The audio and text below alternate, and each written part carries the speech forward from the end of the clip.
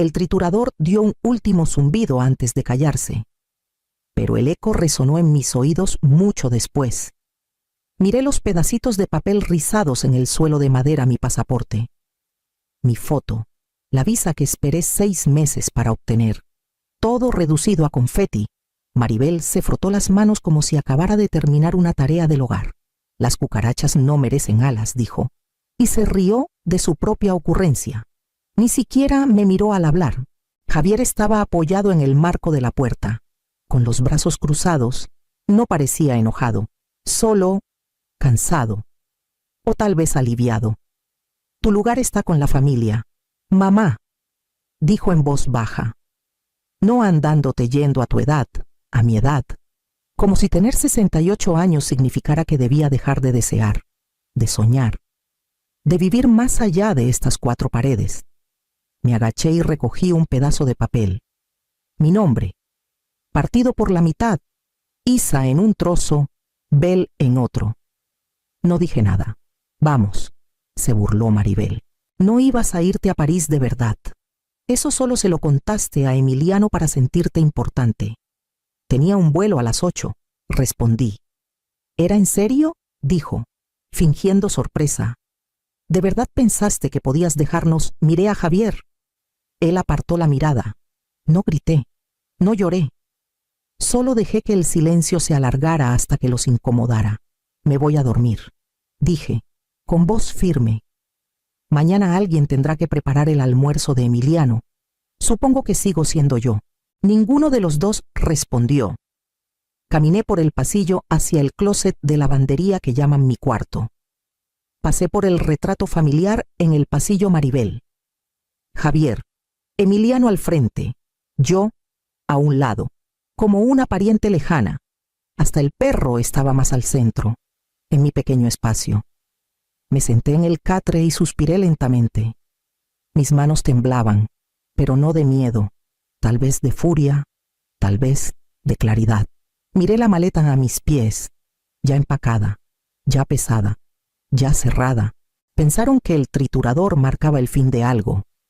No sabían que era el comienzo. Hace 2 años. Vendí mi casa. No era gran cosa, una casita vieja en una calle tranquila en Querétaro, con pisos que crujían y una reja terca en la entrada, pero era mía, pagada. Además, Javier vino a verme una tarde, diciendo que el mercado estaba por venirse abajo, que él y Maribel estaban apretados con la nueva hipoteca. Lo llamó un cambio temporal hasta que las cosas se estabilizaran. Dijo, te haremos un espacio aquí. Mamá, le creí. El espacio que hicieron fue un colchón individual junto a la lavadora. Mi cuarto solía ser el closet de los blancos. Subieron los estantes y lo dieron por bueno. Maribel se quedó con la habitación de huéspedes. Claro. Dijo que necesitaba un lugar tranquilo para conectar con su respiración y grabar sus videos de yoga matutino. Una vez entré a guardar toallas y la vi editando un reel con 6 filtros en la cara y un spritzer de vino junto a su tapete. No dije nada. Doblé las toallas y salí. En ese entonces. Me decía que eso hacen las madres. Nos adaptamos, nos arreglamos. Había sobrevivido años más duros. Crié a Javier con vales de comida y café de cena. Esto estaba bien. Limpié, cociné. Recogí a Emiliano de la escuela. Me hice cargo de la ropa cuando Maribel dijo que el detergente le daba dolores de cabeza. Planché las camisas de Javier antes de sus juntas importantes. Me convertí en un personaje secundario en la historia de su hogar. El verano pasado. Imprimí un itinerario a París en la computadora de la biblioteca. Había soñado con ver los jardines de Monet por años. Hasta lo mencioné una vez en la cena. Maribel soltó una risa aguda, de esas que suenan a desprecio. Sueña más chiquito, Isabel, o al menos, algo más acorde a tu edad, dijo, cortando su salmón. Te vas a torcer un tobillo en las calles empedradas y terminarás en una sala de emergencias francesa. Javier se rió. ¿De verdad puedes caminar tanto? Mamá asentí, fingiendo tomar la broma, fingiendo no notar cómo Emiliano me miró, confundido. como si no supiera si también debía reírse. Esa noche, doblé el itinerario en un cuadradito y lo guardé en la última página de mi diario. No porque me rindiera, sino porque sabía que los sueños a veces necesitan hibernar. Miré ese diario ahora, bajo el catre. La portada estaba descolorida por el sol, con las esquinas dobladas por el tiempo. Lo saqué lentamente. Pensaron que era demasiado vieja para perseguir algo, demasiado cansada, demasiado acostumbrada a hacerme pequeña. Pero no había desaparecido. Solo estaba esperando el momento justo para desplegarme. Me senté al borde del catre, con el diario en mi regazo como una carta sin abrir. Mis dedos dudaron en el lomo antes de abrirlo. Entre 2 páginas había un sobre pequeño, desgastado pero intacto. Adentro mi pasaporte canadiense, expedido el año pasado, solicitado en silencio hace 3 años, después de que Maribel, parada al pie de las escaleras, gritó: «Vives aquí, no te vas a ninguna parte». Estaba enojada ese día. Emiliano tenía fiebre. Javier llegó tarde. Y yo había pedido una noche libre para visitar a una vieja amiga que pasaba por Guadalajara. Solo una cena. 2 horas. Sus palabras me cortaron como vidrio. Esa noche, me quedé despierta hasta las 2 de la mañana investigando ciudadanía por descendencia. Mi difunto esposo, Enrique, nació en Montreal, requirió formularios, documentos notariados, una llamada a su primo lejano que aún vive en Quebec. Tomó tiempo, pero era mío, mi nombre, mi linaje, mi ruta de escape. Desdoblé los papeles de la visa después, impresos, plastificados, ordenados, prueba de mis planes, mi valor, mi derecho a existir fuera de su sombra. Luego, la confirmación del vuelo, salida a las 8:12 de la mañana. Asiento 14A. No reembolsable, y aún intacto. Los puse en el catre como reliquias de un futuro que pensaron que habían destruido. Trituraron el sueño equivocado. Susurré, casi sonriendo. La verdad era que había construido este plan en pedazos. Cada vez que se burlaban de mí, añadía algo. Cada vez que Maribel ponía los ojos en blanco por mi horario, compraba una nueva caja fuerte. Cada vez que Javier decía: «Tienes suerte de estar aquí», investigaba cómo se veía la suerte en realidad. Resulta que tenía un horizonte y un tren a Giverny. Abrí la solapa trasera del diario. Ahí estaba una lista de cada documento que copié, cada cuenta que abrí, cada contraseña que memoricé. Bancos, contacto de la embajada, seguro médico de respaldo. Todo lo que pensaron que era demasiado vieja o tonta para manejar. Asumieron que me quedaba porque no tenía a dónde ir, pero quedarme era parte del plan. Me dio tiempo. Me mantuvo lo bastante cerca para hacerme la tonta mientras me crecían alas donde no podían verlas. Guardé la carpeta con cuidado y la deslicé bajo el catre. Luego me levanté. Fui al baño y me lavé los dientes como si fuera cualquier otra noche, porque aún creían que estaba atada al suelo, y yo planeaba mantenerlo así hasta el despegue. La app de seguridad aún tenía la foto de Maribel como ícono sonriendo, filtrada, pulida a la perfección. «Necesitamos rendición de cuentas», había dicho cuando instalaron las cámaras. Por si algo se pierde. Me miró directamente al decirlo. Toqué la lista de grabaciones. Las cámaras cubrían la sala, el pasillo, la cocina, no por seguridad, no realmente, por control, por vigilancia. Desplacé hasta la marca de tiempo 10:53 p.m. Comenzó la reproducción. El video granulado en blanco y negro cobró vida. Maribel sosteniendo mi pasaporte, riendo, el triturador zumbando, la página con mi foto cayendo al suelo como una hoja muerta. Javier, parado junto a la barra, con los brazos cruzados, sin decir nada. Luego, sus palabras: «Tu lugar está con la familia. Mamá, no andándote yendo a tu edad». El archivo duró 47 minutos. Se burlaron de mí, celebraron, en un momento. Maribel me imitó con la espalda encorvada y un acento francés falso. Javier hasta sonrió. Descargué el video. El tamaño del archivo era grande, pero no tanto como lo que cargaba. Abrí mi canal de YouTube. el que usaba para ver los videos de piano de Emiliano. Tenía 5 suscriptores, 2 eran bots. Subí el video como no listado. Revisé la resolución y lo programé para publicarse a las 8:15 de la mañana. Justo después de que despegara. Título: dijeron que no merecía el cielo. No estuve de acuerdo. No era por venganza, no realmente. Era por esa versión de mí que necesitaba que alguien dijera: vi lo que te pasó. No estabas loca, no eras dramática. Solo estabas sola en una casa llena de gente que prefería que fuera así. Abrí mi diario de nuevo y arranqué una página en blanco. Querido Emiliano, si un día preguntas por qué la abuela se fue sin despedirse, te daré esto. Espero que nunca necesites verlo. Espero que sean mejores contigo que conmigo, pero si no lo son, esta es la verdad. Te amé cada día que me quedé, y te amé aún más el día que me fui. Doblé la carta, la metí en un sobre y lo escondí entre las páginas de su cuento favorito, El Globo Rojo. Estaba en el estante de la habitación de huéspedes que Maribel nunca dejaba que usara, porque las almohadas no se ven bien en fotos después de que las usan los niños. Miré la hora, 12:19 a.m., 3 horas hasta que llegara mi transporte. Me senté en la oscuridad, sin moverme, sin pensar, solo respirando la quietud. Pensaron que el silencio significaba rendición. Estaban equivocados. La luz del pasillo se encendió cuando salí con mi maleta. El silencio de la casa se rompió como vidrio. Maribel apareció primero, con los brazos cruzados, los labios fruncidos. ¿A dónde vas?, preguntó. Con la voz endulzada por el desprecio, no respondí. Soltó una risita. ¿Qué? Al buzón detrás de ella. Javier salió, frotándose los ojos. Mamá, es medianoche. ¿Qué haces? Me voy. Frunció el ceño. ¿Irte para qué? Tu pasaporte ya no existe. No vas a ninguna parte. Maribel se apoyó en la pared, sonriendo. París está cancelado. Isabel, prueba el patio trasero. Menos trágico.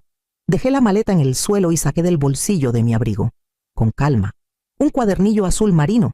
Las letras doradas brillaron bajo la luz. La sonrisa de Maribel se desvaneció. Eso no es canadiense, dije. Enrique nació en Montreal. Lo solicité hace 3 años. Javier palideció. ¿Tú? ¿No nos dijiste? No, dije. No lo hice. Maribel dio un paso adelante. Eso es fraude. No puedes simplemente. Es legal. Verificado. Y ya sellado. La miré a los ojos. Trituraste el equivocado. La voz de Javier se alzó. ¿Crees que puedes simplemente salirte de aquí, después de todo lo que hemos hecho por ti? Ladeé la cabeza. ¿Qué exactamente han hecho por mí? Javier abrió la boca, pero no salió nada. ¿Te refieres al closet por el que pago renta? ¿El cuidado de Emiliano que hago gratis? ¿La cocina? ¿La limpieza? ¿O te refieres a la dignidad que dejé de lado cada vez que fingían que no existía, a menos que me necesitaran?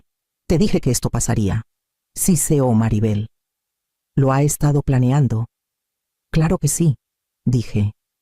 Es la única forma de dejar a gente que confunde sacrificio con servidumbre. Javier señaló la maleta. Si sales ahora, se acabó. Sin apoyo, sin familia, nada. Lo miré fijamente.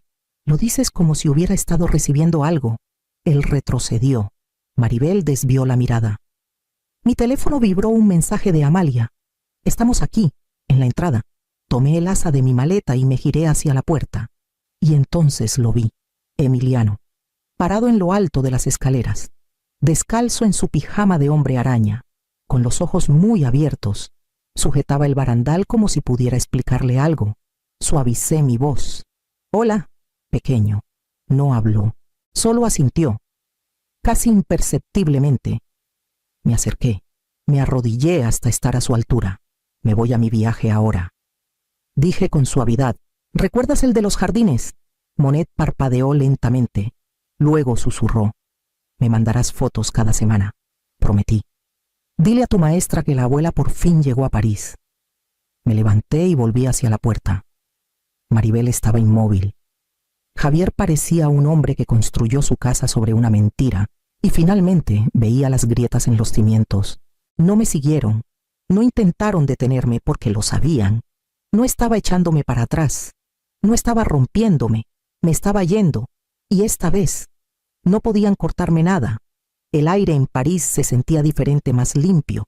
Tal vez, o quizás era solo la primera respiración en años que no sabía a sacrificio. Amalia me esperaba justo después de migración, sosteniendo un ramito de peonías y sonriendo como si no la hubiera hecho esperar casi una década. Nos abrazamos, sin palabras al principio. Su aroma a bergamota y romero me llevó de vuelta a cuando compartíamos chocolates de contrabando bajo pilas de papeles en la sala de maestros. «Lo lograste», susurró, con la voz cargada de emoción. «De verdad que sí». Esa tarde caminamos por el Sena, su brazo enlazado con el mío. Los turistas pasaban apresurados. Las parejas posaban para fotos. Y un músico callejero tocaba algo suave y constante cerca del agua. Cruzamos un puente de piedra justo cuando las luces de la Torre Eiffel comenzaron a encenderse.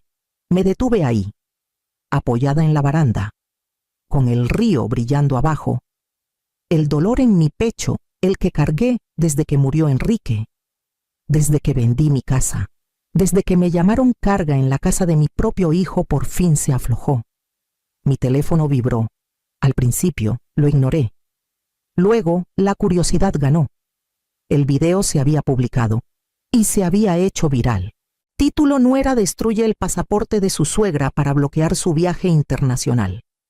Más de 320,000 vistas en 6 horas. Miles de comentarios apoyo, indignación, incredulidad, capturas de la cara de Maribel, con esa sonrisa burlona. Se habían convertido en memes. La frase «las cucarachas no merecen alas» se citaba con repulsión. La llamaban cruel, egoísta. Un comentario decía: «Esta mujer ha sido la madre o abuela de alguien en algún momento. Te vemos». El Instagram de Maribel se volvió privado. Una búsqueda rápida mostró que marcas se estaban retirando. La firma de contadores de Javier también fue etiquetada. Varios usuarios afirmaron que ayudó a clientes a ocultar gastos personales como costos de negocio. Alguien compartió capturas de sus blogs de estilo de vida.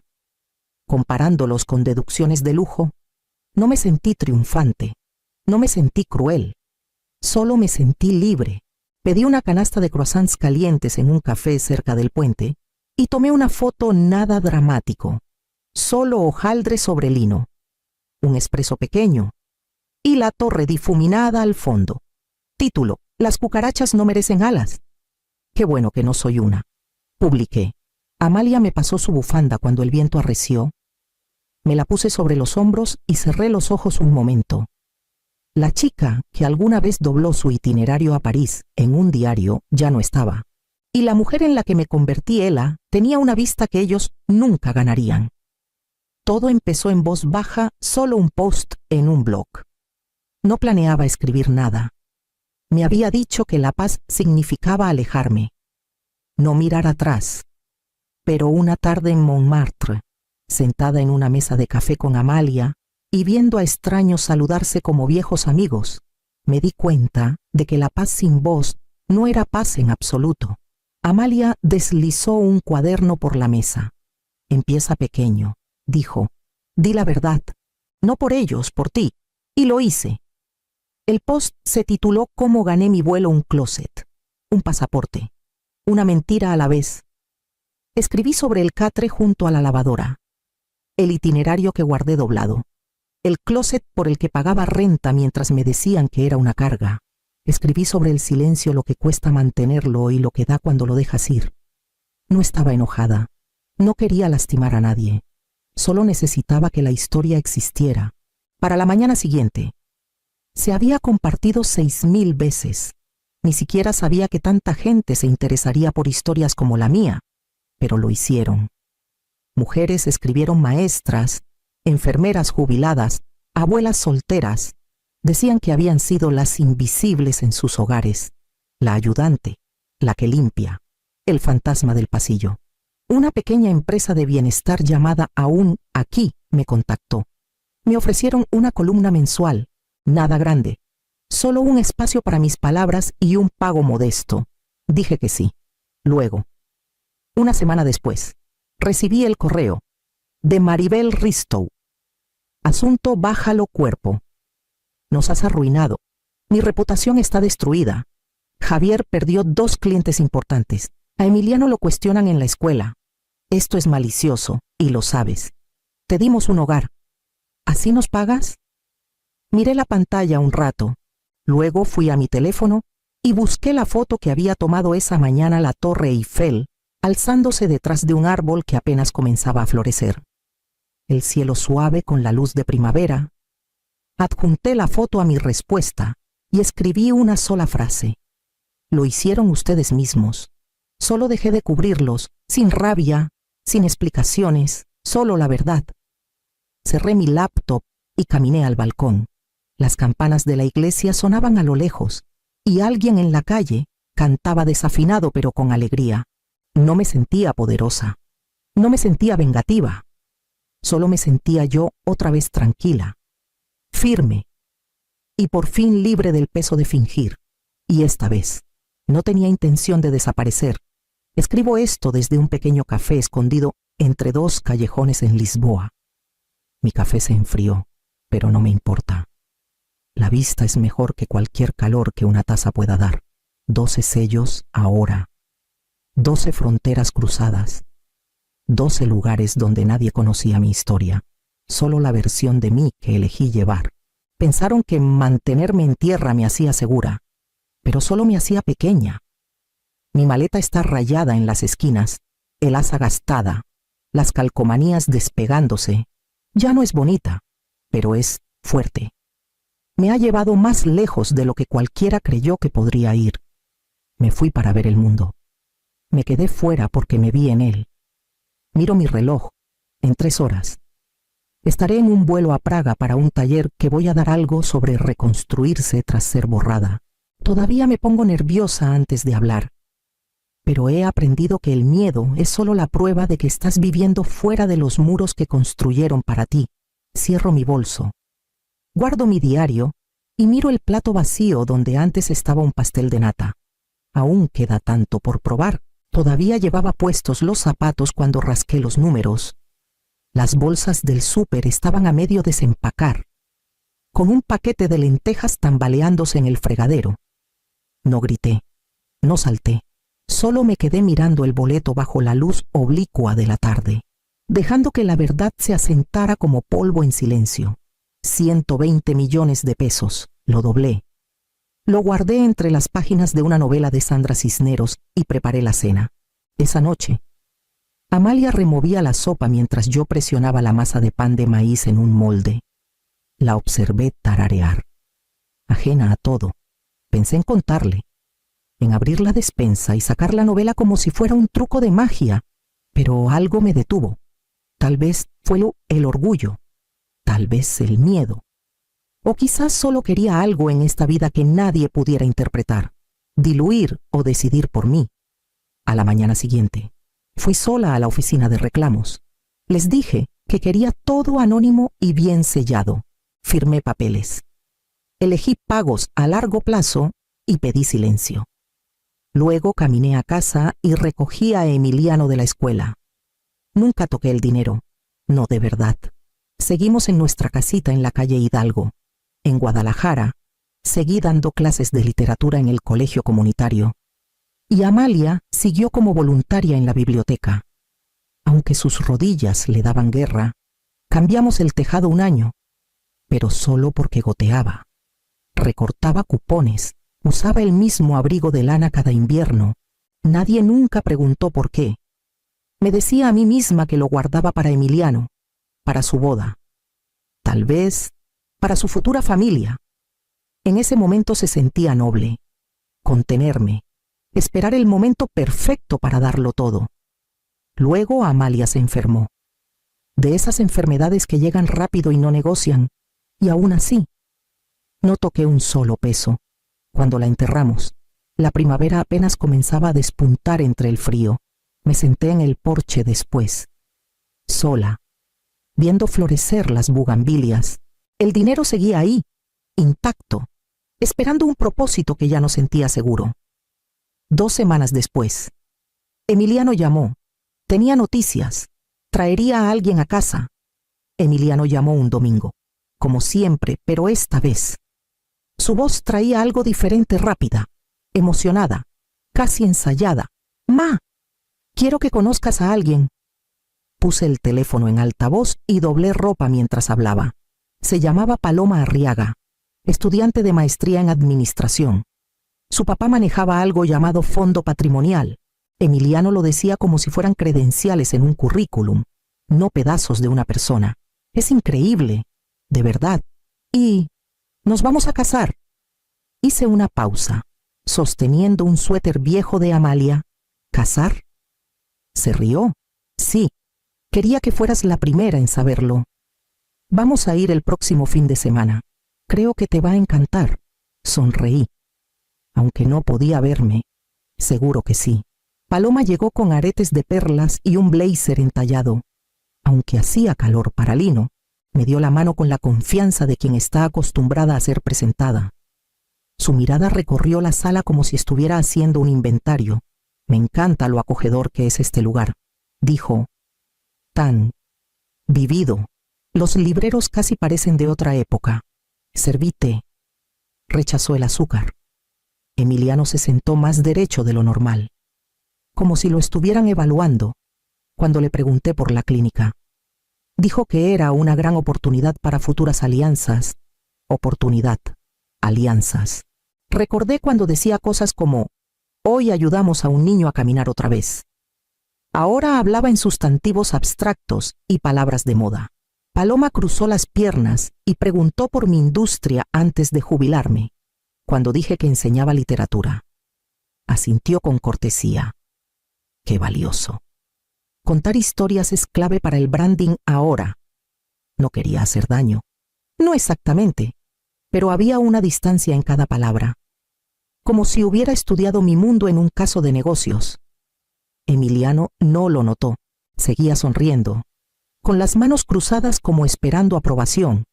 Esa noche, después de que se fueron, me quedé en el pasillo mirando nuestra pared de fotos. Emiliano, sin los dientes de adelante. Emiliano, con su bata blanca. Pasé el dedo por el marco de madera. El niño que crié había vuelto a casa, pero trajo el idioma de alguien más. La casa de los Arriaga estaba detrás de unas rejas de hierro que se abrían con un código. Era el tipo de lugar donde los tapetes no se atrevían a desgastarse, donde los arbustos estaban podados como si hubieran pasado una entrevista. Emiliano y Paloma insistieron en que fuera a una cena de bienvenida familiar. Me puse mi falda azul marino y el broche de Amalia, el que tenía una margarita prensada bajo vidrio. Beatriz Arriaga me recibió con una copa de prosecco y un comentario sobre lo encantador que debió ser criar a Emiliano. Pronunció la palabra como si fuera parte de una novela de época. Los jóvenes con los pies en la tierra son tan raros hoy en día, añadió, chocando su copa suavemente contra la mía. Seguro hiciste lo mejor con lo que tenías. Sonreí y tomé un sorbo. El comedor estaba silencioso como catedral, iluminado por una lámpara de araña del tamaño de mi mesa de cocina. Nos acompañaron 2 miembros del consejo de la firma del papá de Paloma. César hizo las presentaciones. Luego me miró con una sonrisa que no llegaba a sus ojos. Entonces, Consuelo, ¿sigues ocupada desde que dejaste? Era educación, ¿verdad? Sí. Literatura, ah, qué bonito. Es tan importante mantenerse activa mentalmente. Me pregunté si se daba cuenta de que me hablaba como a una paciente recuperándose de un derrame. La cena llegó en platos tomates heirloom con escamas de sal marina, medallones de cordero sobre puré de trufa. La conversación flotaba entre reestructuraciones de fondos, donaciones universitarias, legados. Emiliano asentía. Paloma brillaba. Yo escuchaba y pasaba la sal cuando me la pedían. Crucé la mirada con Emiliano una vez al otro lado de la mesa. Intenté sonreír, tender un puente, pero él apartó la vista rápido, respondiendo algo sobre becas de investigación. Más tarde, con el postre, Beatriz se inclinó hacia mí y dijo en voz baja: «Es maravilloso que Emiliano haya superado... Bueno, ya sabes, habla mucho de su empuje». Bajé la mirada a mi plato. El flan se estaba enfriando. Con la capa de caramelo intacta. Emiliano siempre ha sabido lo que vale, dije suavemente. La pregunta es si otros lo ven sin necesidad de explicaciones. En el camino a casa, me senté en silencio junto a mi hijo en el asiento trasero. Con las luces de la ciudad parpadeando a través de los vidrios polarizados, él parecía cansado, o tal vez no quería mirarme a los ojos. Al día siguiente de la cena, abrí el closet de la recámara de visitas, el closet de Amalia, y bajé la caja de cedro que solíamos llamar el cofre del algún día. Olía ligeramente a eucalipto y papel. No sabía qué buscaba. Tal vez un recuerdo que no estuviera doblado por el tiempo. Encontré el sobre en el fondo, detrás de una carpeta descolorida con dibujos de Emiliano de primaria. Mi nombre estaba al frente, escrito con la letra cuidadosa y inclinada de Amalia, inconfundiblemente suya. Dentro había una sola hoja, doblada 2 veces, con los pliegues suavizados por los años. La primera línea me hizo sentarme en la orilla de la cama. Consuelo, si estás leyendo esto, me fui primero. Espero que haya sido con suavidad. Escribió que sabía lo del premio de la lotería. Lo supo el mismo día. Notó cómo me movía esa noche. Más callada de lo normal. Sabía que guardaba secretos no por desconfianza, sino por disciplina. No me contaste porque querías proteger algo. Lo admiré, pero aún así hice un plan. Espero que lo entiendas. Describió su visión con detalle delicado, una fundación de becas, no solo dinero, sino mentoría, para estudiantes como Emiliano. Alguna vez fue brillantes, hambrientos, invisibles, chicos que trabajaban después de la escuela y aún así sacaban las mejores notas, chicos que nadie recordaba cuando daban los premios. Incluso había elegido un nombre, Fundación Amalia y Consuelo Morales, porque hicimos esta vida juntas. Y aún ahora, quiero que eso continúe. Presioné la carta contra mi pecho y dejé que el silencio llenara la habitación. No era solo un plan, era un espejo, un recordatorio de que todo este tiempo, el dinero no solo esperaba el futuro de mi hijo, sino algo más grande que una boda o una herencia. Cuando doblé la carta y la guardé en el sobre, supe qué tenía que hacer. Pasé los días siguientes haciendo cuentas en mi libreta, no porque lo necesitara, sino porque me anclaba. Revisé el saldo del fideicomiso, el crecimiento proyectado, las cuentas de efectivo que nunca toqué. Imaginé escribirle un cheque a Emiliano como regalo de bodas, algo simbólico, generoso, definitivo. Siempre había sido el plan, pero el plan asumía respeto. Paloma me invitó a una sesión de planeación en casa de los Arriaga. Lo llamó brunch de trabajo. Había impresiones, muestras de telas y un plano de asientos en un marco dorado. Llegué con escones de limón y una sonrisa. Hablamos de flores, banquete, discursos. Escuché más de lo que hablé. Cuando llegó el tema de los asientos, Beatriz señaló una etiqueta que decía madre del novio. Consuelo, te pusimos en la mesa 9, dijo con dulzura, tocando el plano. Estarás con las esposas de los socios de César, mujeres encantadoras, muy refinadas, para que no te sientas fuera de lugar. Parpadeé una vez. Mesa 9O. Sí, intervino Paloma. Cerca de la terraza, más tranquila, íntima. Miré a Emiliano. Estaba revisando el borrador del menú. No levantó la vista, no dijo nada. Pensé en la carta de Amalia en mi bolsa, en la fundación, en la elegancia silenciosa de poner tu nombre en algo que crece más allá de ti. Doblé mi servilleta lentamente y la puse sobre mi regazo, alisándola con ambas manos. Mesa 9. Hubo un tiempo en que habría escrito el cheque de todos modos, diciéndome que la generosidad bastaba, que amor y dinero podían vivir separados, pero al ver a mi hijo achicarse para mantener cómoda a alguien más, entendí algo: el amor sin dignidad se pudre en las entrañas. cuando terminó el brunch.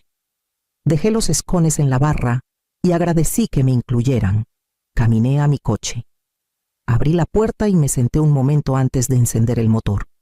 Esa noche, saqué mi libreta, taché Emiliano, regalo de bodas y escribí una sola línea debajo, mantener la línea. La cena de ensayo fue en un restaurante boutique, en el centro de Guadalajara, pisos de mármol, paredes con espejos y meseros de delantal negro que se movían como sombras. Llegué 10 minutos antes, como siempre. La hostess apenas miró mi nombre antes de llevarme al salón reservado. La mamá de Emiliano, que viene de fuera, anunció Beatriz al entrar, agitando la mano como si presentara a la florista. Algunas cabezas se giraron, la mayoría no. Las amigas de Paloma ofrecieron sonrisas débiles y volvieron a sus teléfonos.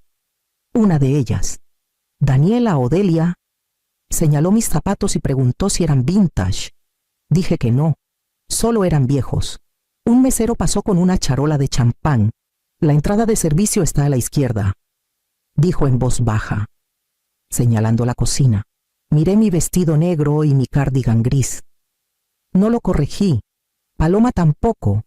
Estaba ocupada ajustando el centro de mesa. Emiliano cruzó mi mirada y me saludó con la mano. Estaba sentado entre Beatriz y César, riendo por algo que no escuché. No le devolví el saludo. Solo busqué mi asiento esquina lejana, bajo una rejilla de aire, y pedí un té. La sala zumbaba con charlas sobre lunas de miel y casas en San Miguel de Allende. Tomé mi té despacio, escuchando el murmullo de un mundo que ya no reconocía, cuando alguien mencionó el precio del pastel. Pensé en el que Amalia y yo hicimos para el 5º cumpleaños de Emiliano, un dinosaurio chueco cubierto de demasiado betún verde. Sirvieron la cena. Vinieron los brindis. El hermano de Paloma bromeó sobre cómo Emiliano tenía corazón de maestro, pero al fin subió de categoría. Tomé mi té, firme y callada, y no dije nada. Al día siguiente, me puse el mismo cardigan y fui a la boda. El salón olía a rosas y dinero. Un cuarteto tocaba algo lento y elevado, mientras los invitados se dirigían a sus mesas. Cada lugar marcado con caligrafía y menús con bordes dorados. El mío decía Mesa 14. La encontré cerca de las puertas de la cocina. Detrás de una columna de mármol, las sillas tambaleaban un poco al borde de la alfombra. Estaba sentada entre una asistente de la florista que no dejaba de ver su reloj y un becario nervioso de la firma de César que pensó que era la tía abuela de alguien.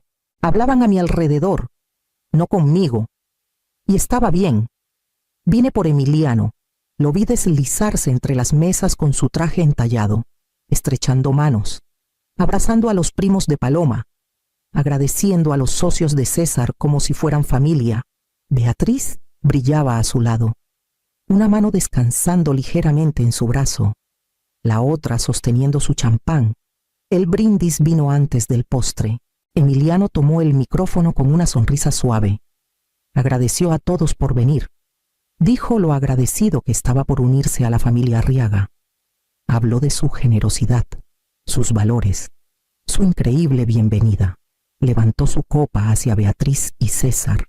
Ellos brindaron de vuelta. No hubo mención de Amalia, ni de mí. El salón aplaudió. Alguien secó una lágrima. Miré el borde de mi plato y pensé en la carta aún doblada en mi bolsa, en el dinero intacto por 2 décadas, en el pastel que una vez pasé toda la noche horneando en una cocina sin aire acondicionado. Me levanté en silencio y salí por la puerta lateral, afuera. El aire estaba pesado por el calor del verano temprano. Caminé al borde de la terraza y miré al cielo. Las estrellas eran débiles tras las luces de la ciudad, pero sabía dónde debían estar. Las conté de todos modos, a mis espaldas. La banda volvió a tocar, una melodía alegre y brillante para gente que no notó que me había ido. Metí la mano en mi bolsa y toqué la esquina del sobre de Amalia. Se sentía más pesado que antes, no por culpa, sino por certeza. Me quedé afuera un buen rato, escuchando la música lejana subir y bajar, como el zumbido de una máquina, a la que ya no pertenecía. Luego me di la vuelta, alicé mi cardigan y volví por las puertas laterales. El salón estaba bañado en oro y luz de velas. Estaban a medio discurso del corte del pastel. Beatriz tenía el micrófono. Paloma estaba a su lado, sonriendo como estatua. Emiliano, unos pasos atrás. Aplaudía cortésmente mientras ella hablaba de legados y futuros brillantes. Di un paso adelante, caminando lo bastante lento para ser notada, pero sin prisa. Pasé las mesas, una por una, hasta estar cerca del escenario. Disculpen, dije. El micrófono titubeó. Beatriz se giró. También Paloma. Emiliano parecía confundido. Solo un momento, dije otra vez. Quiero decir algo. Ya no había música. Nadie se movió. Hasta los meseros se congelaron a medio paso. Me aclaré la garganta. Hace 20 años. Gané 120 millones de pesos. No se lo conté a nadie. No cambié nuestra casa, ni mi trabajo, ni la forma en que crié a mi hijo. Lo mantuve en silencio. Por él. Porque quería ver quién sería sin eso. Un murmullo recorrió el salón como viento entre hojas secas. Creí en construir cosas con tus propias manos, en la dignidad, en la modestia. Guardé ese dinero pensando que un día se lo daría, como regalo. Una dote de amor y confianza. Miré a Emiliano. Su boca se abrió. Pero no salió ninguna palabra. Pero esta noche vi algo claramente. El respeto no se hereda, se gana. Y he visto lo fácil que desaparece cuando nadie está mirando. La copa de Paloma tembló ligeramente. César se quedó inmóvil como piedra. Beatriz parpadeó lento, como si no entendiera el idioma. Doblé el sobre pequeño en mi mano. Lo sostuve una vez contra mi pecho y lo guardé en mi bolsa. No estoy aquí para avergonzar a nadie. Solo necesitaba decirlo, sobre todo para mí. Luego bajé del escenario. Pasé las mesas una vez más y caminé hacia la salida. Estaba casi en mi coche cuando escuché la puerta abrirse detrás de mí. Ma. Espera. No me giré. Esperé. Los pasos de Emiliano se ralentizaron al alcanzarme. El silencio entre nosotros tan denso que se podía palpar. ¿Por qué no me lo dijiste? Su voz se quebró. Lo enfrenté. La corbata que llevaba estaba ligeramente torcida ahora. Su saco colgaba abierto, arrugado por estar sentado. Parecía más joven que en el altar. Más joven. Y de alguna forma, más pequeño, porque necesitaba ver quién sería sin eso. Abrió la boca, la cerró, negó con la cabeza. Nunca habría dejaste que me sentaran atrás, dije. No con dureza, solo con claridad. ¿Viste cómo desaparecía? Bajó la mirada. No sabía qué decir. No quería hacer una escena. No tenías que hacer una escena. Solo tenías que mirarme a los ojos. El aire olía ligeramente a gardenias y asfalto. Adentro, alguien rió demasiado fuerte. Un brindis seguía en marcha. Metí la mano en mi bolsa y saqué la carta de Amalia. Tu madre sabía. Tenía planes. No para yates ni acciones. Quería una fundación, algo que importara. Puse el sobre en su mano, no lo miró. Solo lo sostuvo como si quemara. Pensé que lo guardabas para mí. Dijo en voz baja. Lo hacía, pero ya no. No así. Asintió lentamente, con lágrimas asomando ahora. ¿Qué hago? Tú decides si quieres ser el hombre que criamos, o el hombre al que aplauden. Me acerqué. Toqué su mejilla como solía hacerlo tras sus pesadillas. No eres malo, Emiliano, pero olvidaste quién eras. Ese es un olvido peligroso. Su voz era apenas un susurro. Es demasiado tarde, lo miré. No al traje, ni al reloj, ni a la confianza prestada, sino al niño debajo de todo eso. No estás listo, dije. Todavía no. Luego abrí la puerta del coche. Me senté al volante y dejé que el motor rugiera bajo mis manos. La cocina estaba en silencio. Salvo por el suave rasguño de mi pluma, firmé la última página. La feché y cerré la carpeta. La Fundación Amalia y Consuelo Morales. Ahora era oficial, financiada, estructurada, construida para durar más que el duelo, más que el silencio. Trabajé con una firma pequeña, nada ostentosa, un abogado local, un contador que conocía desde mis días de maestra. Pasamos semanas delineando los detalles. Becas completas para estudiantes subrepresentados, los primeros en sus familias en ir a la universidad. Futuros maestros, ingenieros, enfermeros, estudiantes como Emiliano alguna vez fue. Antes de los trajes, los discursos y las salas que se inclinan ante el dinero, la fundación cubriría colegiaturas, libros, mentorías, y cada estudiante recibiría una carta con las palabras de Amalia: tú importas. No por lo que tienes, sino por lo que te atreves a hacer. Me serví una taza de té y me senté en la mesa, en el mismo lugar donde Emiliano leía sus listas de ortografía en voz alta, donde Amalia corregía a mano los ensayos de sus alumnos.